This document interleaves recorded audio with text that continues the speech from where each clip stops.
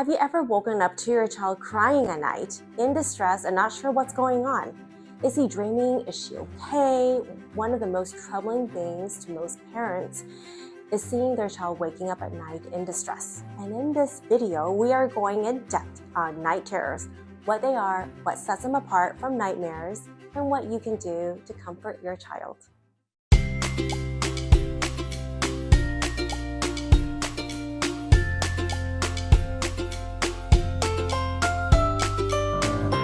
Hi everyone, I'm Dr. Eileen Shi, a board-certified pediatrician.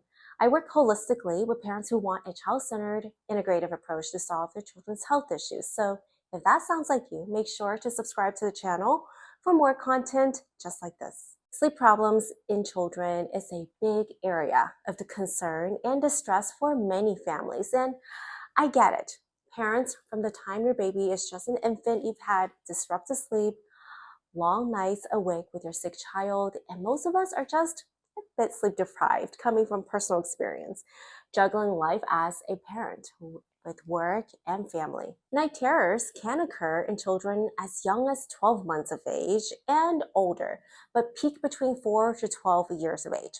It has a low prevalence rate in children, so only 1 to about 6% of the population may experience it. And genetics may play a role, as there's usually a family history of night terrors in one, if not both parents. Night terrors are false awakenings from deep sleep, and that is during the slow wave, non-rapid eye movement REM sleep. And this happens in the first third of the night with behavioral symptoms with intense fear.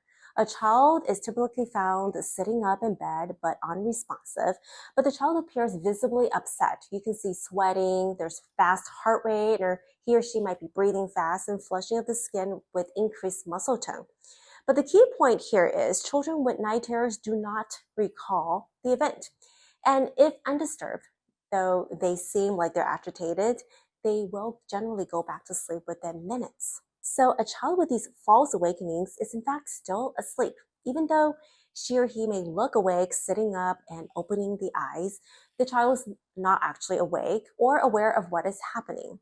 Therefore, waking up a child in this phase will lead to confusion and disorientation, as you would expect when waking someone up from deep sleep. I generally recommend not waking up the child, but if the child is thrashing around and causing injury to himself, then it is important for the parents to try to restrain the movement or make some provisions to avoid bodily injuries. Most night terrors resolve within minutes, and the child will be back to sleep. And in the morning, he or she will not have any collection of what happened. And after the onset of puberty, slow wave deep sleep reduces, so most of the night terrors does resolve completely. Diagnosis made mostly through the clinical history and does not require further imaging or polysomnography. Here's a summary of the diagnosis criteria for night terrors. First and foremost, a sudden episode of terror occurs during sleep. This is usually initiated by a cry or a loud scream that is accompanied by autonomic nervous systems and behavioral manifestations of intense fear. Secondly, there is at least one of the following associated features. 1, difficulty in rousing the child. 2, mental confusion when awakened from the episode. Or 3, amnesia, or complete or partial amnesia for the episode. And lastly, dangerous or potentially dangerous behaviors. Lastly, the disturbance is not explained by another sleep disorder, medical or neurological disorder, mental disorder, medication use, or substance use disorder. And by the way, if you found this video helpful, please give it a like and subscribe to the channel so that you will be notified of future content just like this. Nightmares are often confused with night terrors, but there are some key differences.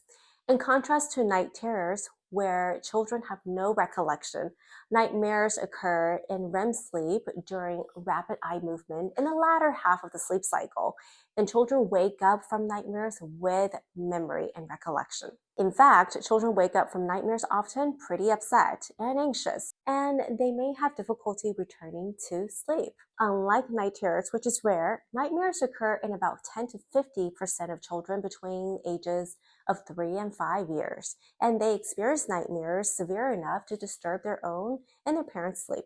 Nightmares can be triggered by sleep deprivation, stress, or traumatic events. And by traumatic events in young children, this may mean starting a new school, having a new sibling, or changes in the home environment, like the parent's work schedule. Nightmares can peak between ages 6 and 10 years of age. And generally, because children wake up from nightmares distraught, they may respond well to parents' comfort and reassurance. So yes, you do want to go and maybe comfort them.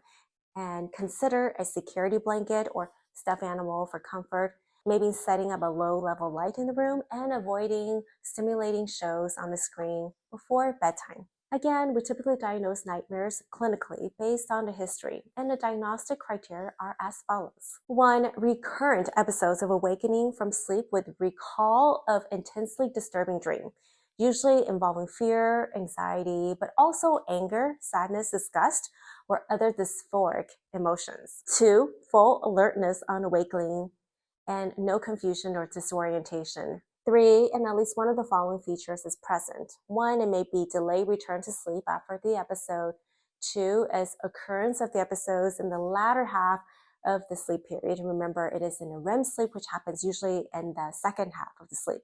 And if you made it this far, thank you so much for tuning in, and I hope you have some good takeaways on the key differences between night terrors and nightmares, and what you can do in each to comfort your child. In our Las Vegas-based practice, we work with families one-on-one, offering concierge individualized care to each patient holistically, minimizing unnecessary pharmaceuticals and treating the root cause. To learn more about how you can work with us, click on Become a Member on our website and schedule a time to chat.